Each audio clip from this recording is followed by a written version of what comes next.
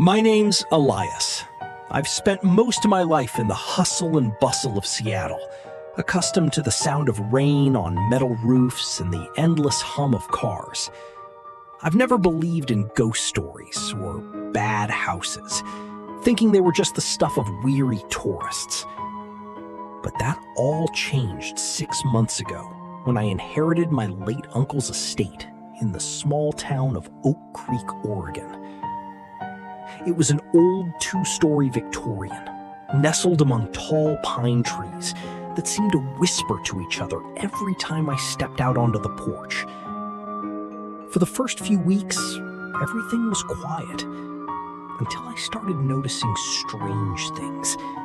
Things shifting, cold air in the hallway, and a faint sound that sounded like someone scratching the walls from the inside. That evening, I got home later than usual. It was about 7 o'clock, and the twilight was already thick outside the windows. I wasn't going to cook anything special, just a small chicken breast and some frozen corn. I was standing at the sink, draining the water from the pot, when the silence that had seemed safe until then suddenly died. The voice that came was not human in the usual sense.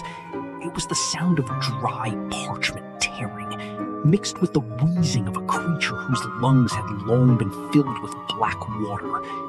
It seeped through the massive oak door like a poisonous mist, vibrating in the wood itself. Right behind me. So close that I felt the cold air from the whisper touch the back of my neck. He's back. The words didn't just come out, they were etched into my consciousness. It was a damp, putrid exhalation in which there was a stench of centuries-old dust and stagnant blood. I jumped back so sharply that my legs got tangled and I almost fell onto the hard tiles of the kitchen. My heart pounded against my ribs with such force that it seemed like it was about to burst. My lungs tightened in spasm, and each subsequent breath was taken with pain, as if I were swallowing hot sand. Animal, primal fear completely paralyzed my will. I did not dare to look back, because I knew that if my eyes met what was standing in the corridor, I would lose my mind forever. I flew out of the kitchen, not feeling my feet under me, barricaded myself in the bedroom, and until dawn clutched an old hunting knife in my hands, shuddering at every rustle of mice in the walls. The next morning brought no salvation. The sun shone through the windows, but its rays seemed pale and weak, unable to burn out the darkness that had settled in the house. I needed to find a way out of this madness. I went out into the yard and saw old Thomas, our neighbor who had lived across the street for half a century. His house always seemed abandoned, and he himself looked like a living mummy. When I spoke of the basement and the voice, the old man suddenly froze, and his trembling hand holding the cane tightly gripped the tree. His face turned pale, becoming like a mask of wet plaster. "Did you hear them too, son?" Thomas's voice was barely audible. He kept looking back at my windows. They always start with a whisper. First you think it's the wind, then that it's your own mind playing games with you, and then it's too late. Everything inside me was cut off. An icy emptiness filled my stomach. I just nodded slowly.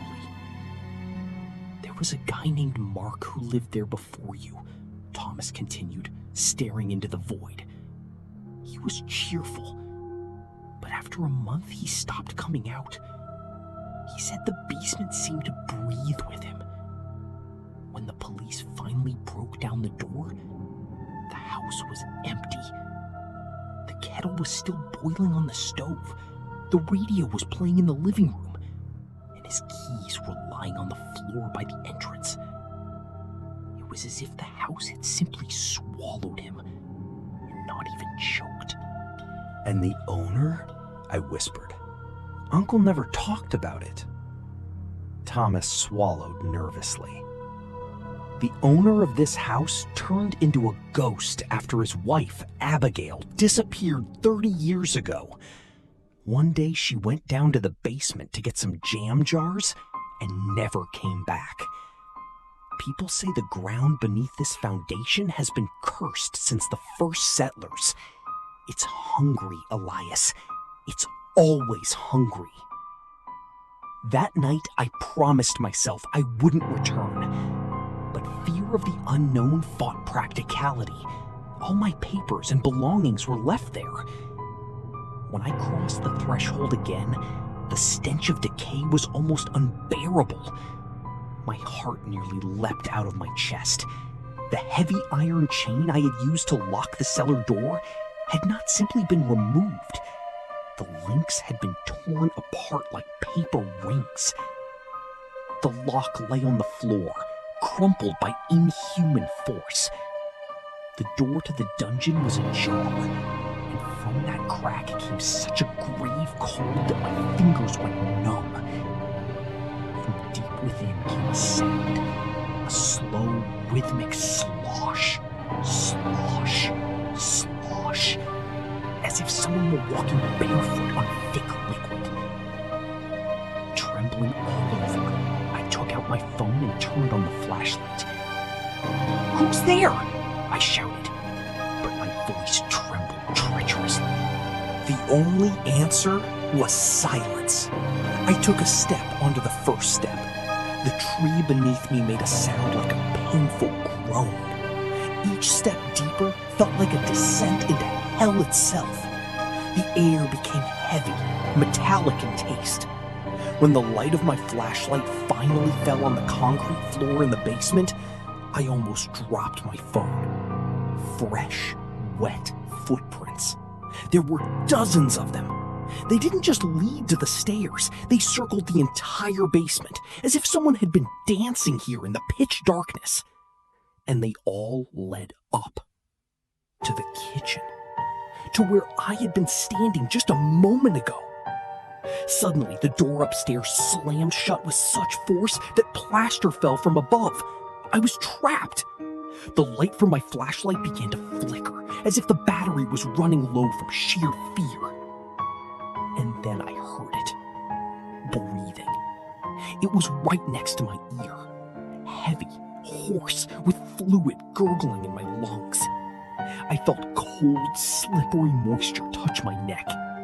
I slowly turned around. A figure stood in the corner. Impossibly thin, with blue-skinned ribs, it seemed over 6 feet tall. His skin was the color of a drowned man, translucent and sickly. He was completely bald, and a rusty chain hung from his neck. But his eyes, they were huge, pupilless, filled with a murky white liquid. He stretched his mouth in an endless black smile. "You shouldn't have come down here. Now you're staying with us," he hissed to a chorus of voices, among which I recognized the voices of the missing Mark and Abigail. And then others began to emerge from the darkest corners of the basement. Dozens of pale figures with chains around their necks.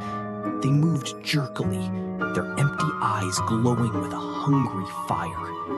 They had already blocked the only exit. The last thing I felt was cold fingers closing on my throat. The darkness around me became dense, like damp earth. The cold fingers that closed around my throat didn't feel human. They felt like old, slimy tree roots. I tried to scream, but only a helpless wheeze escaped my chest. The phone light that had gone out a second ago suddenly flared up one last time, snatching Abigail's face from the wetness.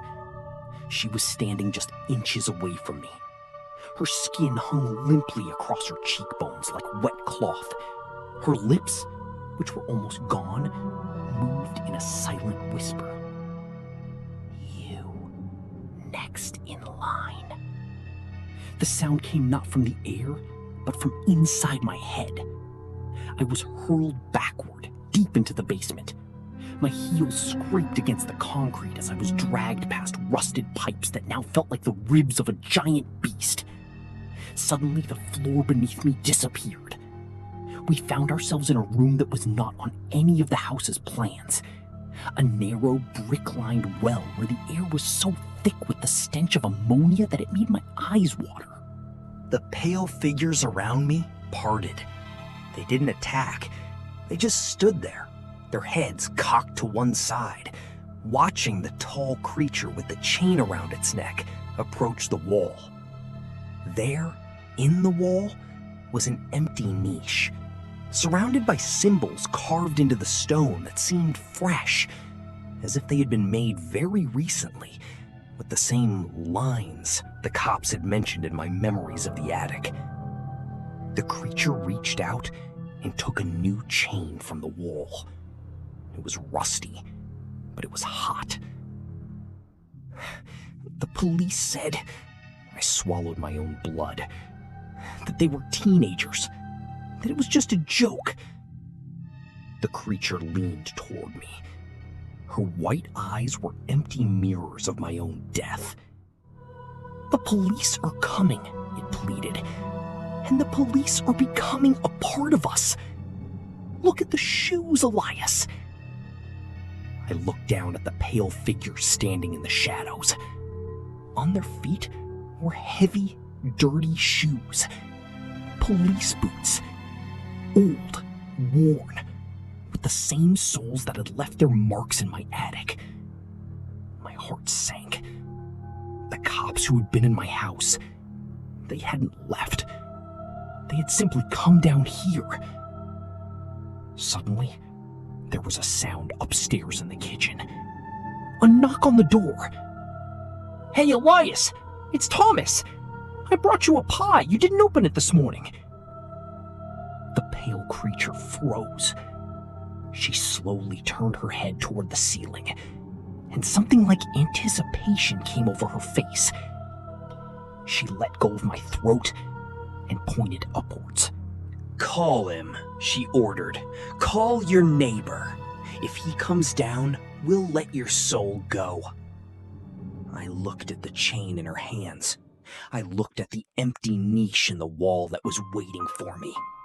My lips trembled. Upstairs, Thomas knocked again, and I heard the kitchen door, which I hadn't had time to close, creak. Elias?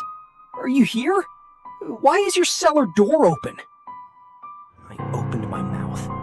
One scream could have saved the old man, but it would have doomed me to an eternity in this darkness. One cry for help, and I could have bought myself a few seconds to escape. Thomas! I shouted, my voice echoing off the brick walls of the well. Thomas, help! I'm down there! Here! Someone's hurt here! Hurry up! The old man's heavy footsteps were heard on the stairs. Creak, creak, creak.